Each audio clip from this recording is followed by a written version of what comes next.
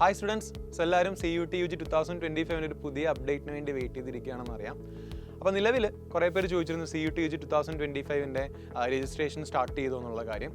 ഇല്ല, നിലവിൽ വന്നിട്ടുള്ളത് NTA നോട്ടിഫിക്കേഷൻ ആയിട്ടുള്ളത് CUT PG 2025 ആണ്. UGയുടെ വന്നിട്ടില്ല. UGയുടെ ഉടനെ തന്നെ അറിയിക്കും. പക്ഷെ അതിനു മുമ്പായിട്ട് CUT UG 2025 പരീക്ഷ നടത്തത്തിനെ കുറിച്ച് ഉള്ള ഒരു ഇപ്പം പറഞ്ഞാൽ മോഡിഫിക്കേഷൻസ്, എന്തെങ്കിലും ചേഞ്ചസ് വരുത്തണം എന്നുള്ള കാര്യങ്ങളൊക്കെ വെച്ചിട്ട് UGC ഒരു പാനൽ ഫോം ചെയ്യുകയും UGC പാനലിലെ സജഷൻസ് നമ്മൾ CUTൻ്റെ ഇതിലേക്ക് കൊടുത്തിട്ടുമുണ്ട്. അതനുസരിച്ച് അപ്ഡേറ്റഡ് ആയിട്ടാണ് CUT UG 2025 എക്സാം നടത്താൻ പോകുന്നത്. സോ അതിൽ ഏറ്റവും പ്രധാനമായിട്ട് പറയുന്ന രണ്ട് പ്രധാനപ്പെട്ട സജഷൻസ് എന്ന് പറയുന്നത്, ഒന്ന് CBT മോഡലിലേക്ക് മൊത്തത്തിൽ CUT മാറ്റുക എന്നുള്ളതാണ്.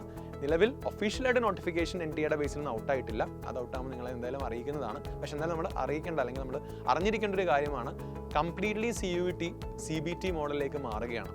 കഴിഞ്ഞ വർഷം CUT നടത്തിയപ്പം നമ്മൾ പറഞ്ഞു പ്രധാനപ്പെട്ട സബ്ജക്റ്റുകൾ, അതായത് ഏറ്റവും കൂടുതൽ ആപ്ലിക്കൻസ് ഉള്ള സബ്ജക്റ്റുകൾ, ഏറ്റവും കൂടുതൽ ആപ്ലിക്കേഷൻസ് വന്നിട്ടുള്ള സബ്ജക്റ്റുകളെല്ലാം പെൻ പേപ്പർ മോഡിലാണ് നടത്തിക്കൊണ്ടിരുന്നത്. പക്ഷെ അതിൽ നിന്ന് മാറി കുറച്ചും കൂടെ സെക്യൂർഡ് ആയിട്ടുള്ളൊരു മോഡ് ഓഫ് ഓൺലൈൻ എക്സാം അല്ലെങ്കിൽ ഒരു CBT എക്സാമിലേക്ക് മാറുകയാണ്. അതേപോലെ 2022 CUT നടത്തിയ സമയത്ത് കുറേ ടെക്നിക്കൽ ഗ്ലിച്ചുകളൊക്കെ വന്നിട്ടുണ്ടായിരുന്നു. അപ്പം ആ നോർമലൈസേഷനൊക്കെ ഭയങ്കര ബുദ്ധിമുട്ടിയിരുന്നു. അപ്പോൾ അതെല്ലാം മാറ്റി ഒരു അപ്ഡേറ്റഡ് വെർഷൻ ഓഫ് CUT ആയിരിക്കും നമുക്ക് ഈ വർഷം കാണാൻ സാധിക്കുക. അതാണ് ഫസ്റ്റ് മെയിൻ കാര്യം എന്ന് പറയുന്നത്. രണ്ടാമത്തത് നിങ്ങൾക്ക് വളരെയധികം യൂസ്ഫുൾ ആയിട്ടുള്ളൊരു സംഭവമാണ്, that is flexible subject selection എന്ന് പറയുന്നത്. അതിൻ്റെ ഒരു എക്സാമ്പിൾ ഞാൻ പറയാം. ഡൽഹി സ്കൂൾ ഓഫ് എക്കണോമിക്സിൽ എനിക്കിപ്പം എക്കണോമിക്സ് പഠിക്കണമെങ്കിൽ CUT ആണ് ഇവിടെ ഒരു വിൻഡോ എന്ന് പറയുന്നത്. അപ്പോൾ അവരവിടെ ക്രൈറ്റീരിയ ആയിട്ട് പറയുന്നത് ക്ലാസ് 12 എക്കണോമിക്സുമായി റിലേറ്റഡുള്ള സബ്ജക്ട്സ് നിങ്ങൾ പഠിച്ചിട്ടുണ്ടായിരിക്കണം എന്നൊരു ക്രൈറ്റീരിയ പറയുന്നുണ്ട്. അപ്പോൾ സയൻസ് പഠിച്ച ഒരാൾക്ക് ചിലപ്പോൾ അവിടെ അപ്ലൈ ചെയ്യാൻ ചിലപ്പോൾ ഒരു ബുദ്ധിമുട്ടുണ്ടാവും.